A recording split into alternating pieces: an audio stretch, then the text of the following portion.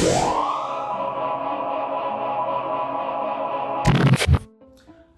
mga kalagobs, welcome back to my channel. Hello, it's been a while.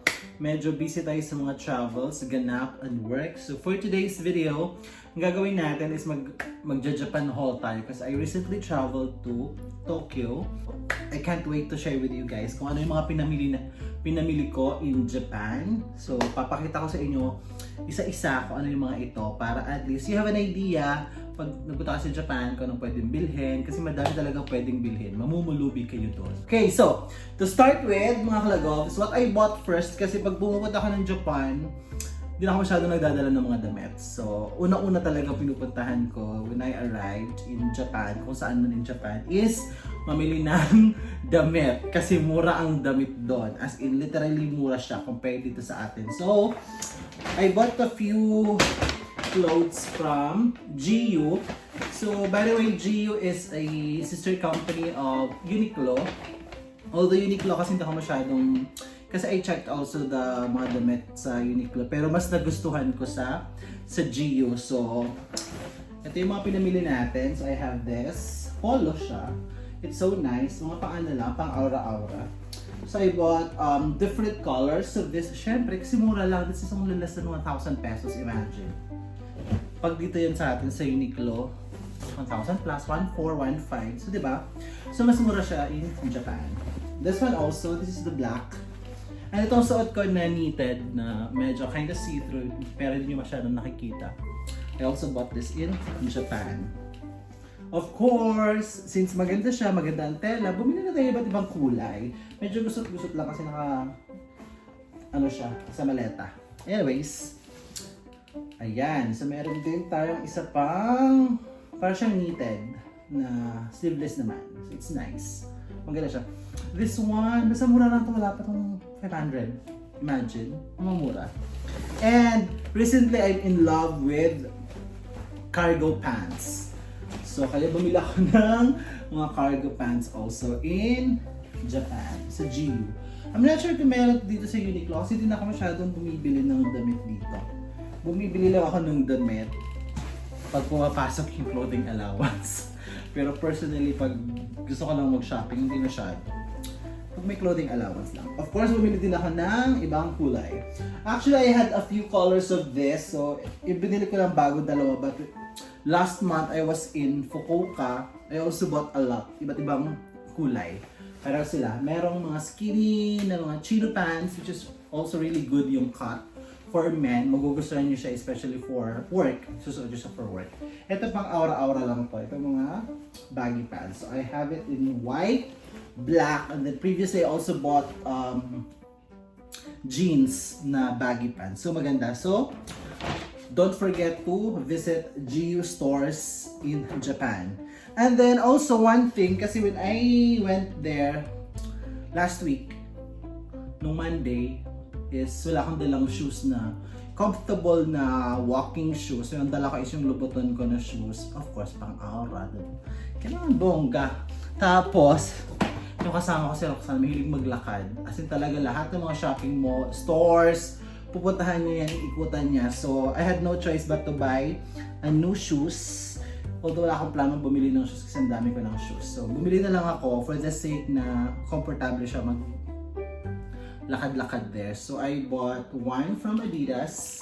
So it's, I think bago nila to. It's it can be used for running kasi maganda siya, may mesh. So pumapasok yung ventilation. So nalalamigan yung paa mo. Ang tawag dito sa shoes na to is Climacool. So this is nice. I super love it. Super gaan niyang isuot, super comfortable talaga as in. Although isa lang binili ko. May ibang kulay. Although yellow kasi is also one of my favorite colors. So that's why I bought it in yellow. That's it. And if ever you went to Japan, isa sa hindi pwedeng makalimutan mo is mamili ka sa the Don Quixote store. So lahat there. Or even if you want skincare, madami din in drugstores, mas mura sa drugstores. But of course, marami tayong pinamili sa Don Quixote. So let's start with this one. Buksan natin kasi naka-ano pa siya eh. Naka-plastic pa siya. Tsaka tax-free kasi doon pag namili kayo. Basta, pag namili kayo doon, more than 5,000 up yen. So kung 5,000 yen, that's roughly 2,000 pesos. So, para makakuha kayo ng tax-free. Number 1 is, eto, last month, na-try ko na to. I bought this last month also in Fukuoka, the Ichiran Ramen. So, masarap siya, legit ramen yung sabaw niya. So, that's why I bought another one. But this is not for me. Ito para kay Asukal di Papa. Sugar daddy si Papa. Nag-request kasi siya ng ramen. Hindi ko na siya boyfriend, hindi ko siya bibigyan. Pero anyways, pinili ko na lang din. Mabay tayo. And then, may nakita akong bagong variant. This one naman is Sumiri Ramen from Sapporo City and Hokkaido, Japan. So, it's a combination of miso and shoyu ramen. So, bumili ako nito din. I'll try this. So, bumili ako ng 2 box lang kasi masyado na siyang mabigat. Yung 2. So, since 4 naman ang laman nito. Sa akin yung isa, etong isa, of course, kay Asukal di Papa. And then this Ichiran, na-try ko na to so hindi na ako bumili. Although masarap siya, pero hindi kasi healthy, laging naka-noodles. So yan, and then aside from that, eto masarap talaga to in Japan, yung mochi nila. Although meron isang mochi, if you followed me on my Instagram, may pinost ako sa story yung meron talaga siyang totoong strawberry. So parang sa top ng mochi niya. Ito naman is ano lang, flavored. So parang sa loob meron siyang parang flavored na strawberry. So I bought this one, the mochi, and then although 2 flavor ang binili ko, marami kasi ibang flavors, pero mas gusto ko kasi yung strawberry and asakusa or the peach. So this is the one that I bought. So 6 lang yan. So pamimigay natin yan sa office mates ko kasi may nag-request. And then this one is chocolates. Almond chocolates if I'm not mistaken. Tiramisu chocolate. Masarap daw to. This is highly recommended by Roxanne. Lagi kong kasama pag bumabiyahe kami. So I also bought this one.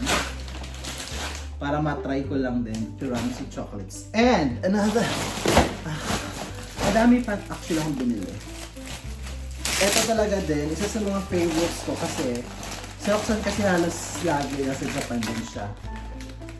Ito paborito ko rin to. The strawberry and the chocolate strawberry. Na meron siyang green tea siya and then may strawberry sa loob and chocolates. So, ito siya. Masarap siya. So, that's why I bought a lot of this. Kasi, kaya ko siyang ubusin yung isang pack sa isang upuan lang. So, I bought 3, 4, 5, 6. I bought 6. So, ganda naman sa akin lahat to. Just share natin yung iba. Ayan. So, I bought 6 of that. And then what else? Ano ba? Hindi ko na alam kung anong yung kapatid ko pala kasi nagpabili siya. Nagpapahanap siya. Last month, nagpabili siya sa akin ng air-dried na seaweed. Tapos ngayon, ang gusto niya naman is seaweed soup na may tuna daw. Although, hinanap ko lang akong makita. Takap daw. Parang cup noodles. Pero wala akong nakita. Although, meron akong nakita. But hindi siya seaweed soup, it's miso soup. Then, meron siyang iba't ibang flavors. I bought him 2 packs. Sa isang pack, ilang ba naman ito? I think this is 12. So, 12 pieces yung isa. So, at this version 24. Almost good for 1 month na stocks. Para sa kanya yan, that's not for me because and then this one also, it's a chocolate. Also highly recommended by Roxanne. So that's why, of course, binili din natin. Kasi ako talaga ang taong pag bumabiyahe, kahit sino alam nila yun, tamad na tamad talaga ako mamili, magdala ng mga pasalubong. Kahit pasabay, pasensya guys. Kasi ako mas stress pag maraming bit-bit. Gusto ko pag bumabiyahe ako, as a Disney princess lang. Wala tayong masyadong dala. TK? But this now, bumili ako kasi wala ako masyadong nabili mga bags. Kasi pag nag-Japan kayo guys, mura kasi pag bumili kayo ng mga pre-lang ng mga bags, mga luxury bags. But it's cheaper when you buy it outside of the city, not around the city kasi We also checked mga thrift shops in Tokyo. Grabe, ang mahal. Nako-compare ko siya nung nag-Fukuoka kami, kaya on my next video uploads, let's see, I'll show you the bags that I bought sa mga thrift shops in Fukuoka, Japan. Dun mas mura. Or meron ding outside Tokyo pero wala na kasi kaming time. Ang tawag doon, it's a super book off or mega book off. Cheaper din daw doon, pero sa Tokyo mismo mahal. Kasi there was a particular bag that I saw na nabili ko sa Fukuoka, ang mura, tapos nung chinek namin sa Tokyo the other day, my god, it's times 2, times 3 yung price. Lugi ka, okay? And then, I also bought, of course, a few skincare. Although hindi na ako masyadong sa skincare, ano lang ako, may konti lang ako mga ginagamit products from my aesthetic doctor. But I've heard kasi this is the best seller vitamin C serum in Japan. And then I also tried it before, after I bought it, tinry ko din siya. Maganda siya actually, yung vitamin C serum nila. So I also bought this one. So if you happen to go to Japan, you should buy this. Mura lang siya, nasa 400. Wala pang 500 pesos kasi it's this variant kasi, iba to. Ito yung pinakabago nila. I think this is 1,280 yen, but yung isang variant nila, ito yung mura, nasa 900. So, 900 yen. So, super mura lang. Nasa 300, 400, 500 below 500 pesos lang to. Vitamin C serum na to, which is also really good. You have to try this. Kasi number 1, bestseller vitamin C serum nila. Maganda siya. And, of course, there was a time kasi when I went, when was it? Last year, during my birthday, I was in Bangkok. And then I found this particular also serum that I'm loving so far. Kaso, tinry ko lang naman. So, isang bottle lang binili ko. That's only 150 ml. So, it contained Centella asiatica extract. So, super ganda niya. I super love it.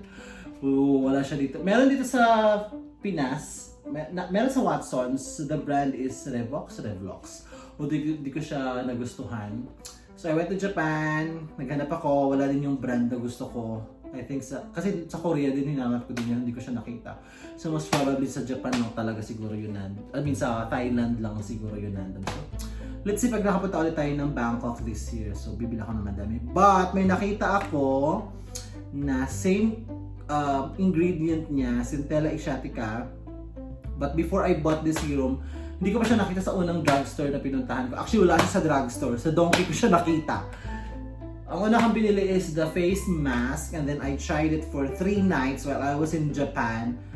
Super ganda. It feels like the same brand that I bought in Bangkok. So, bumili na ako actually ng 3. So, may nakita na akong serum. So, it's stored then. I'm not sure if tama yung pronunciation ko. But it's a serum. So, it contains Centella asiatica. So, ito siya. Super ganda niya. Kaya bumili ako ng 3. Yung isa nagamit ko na kagabi. So, open na siya. Bukas na. But the one that I bought in Bangkok, it's Madagascar. Centella asiatica serum. Super ganda din nun. Probably yun ang hanapin ko. Pag naubos na to, or pag nakabalik ako ng Bangkok. So this one naman, it's 50 ml. Medyo pricey siya, pero less than 1,000. Hindi pa umabot ng 1,000 pesos. Ito, mga nasa 600-700 pesos to. But it's really, really good with the Centella asiatica serum. And of course, nakakanood natin ng TikTok kasi naghahanap ako ng magandang sabon. So bumili tayo according to TikTok recommendations.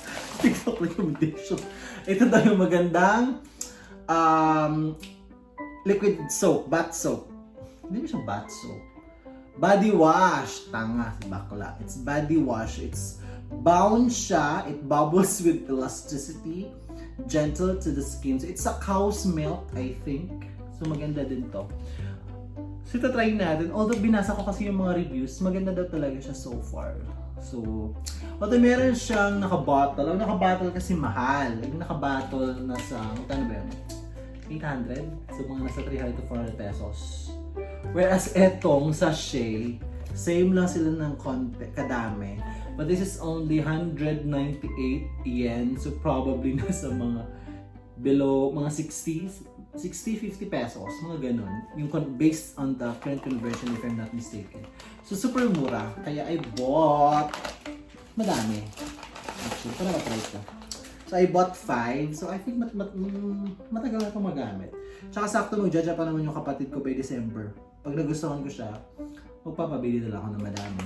Okay, and of course, pag nag-Japan kayo, huwag niyo din kalimutan bumili kasi ito malakas din to sa kanila eh. Madaming products na maganda sa Japan.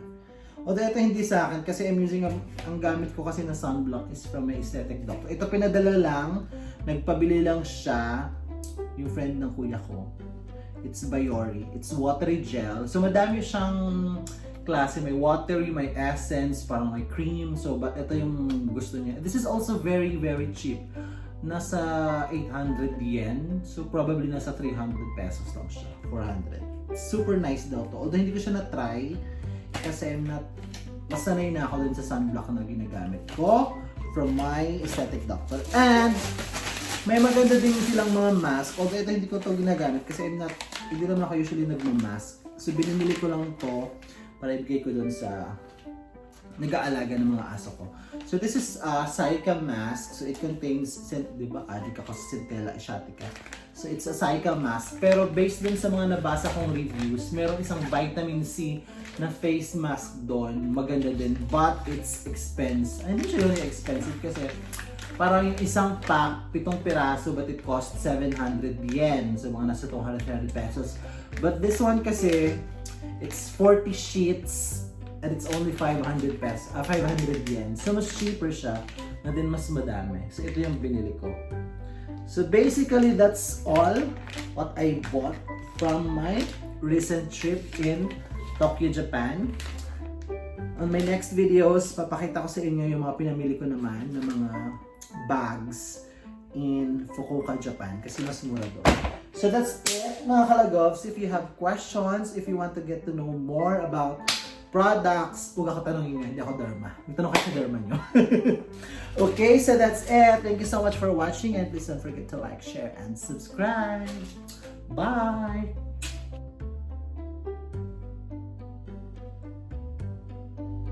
Thank you.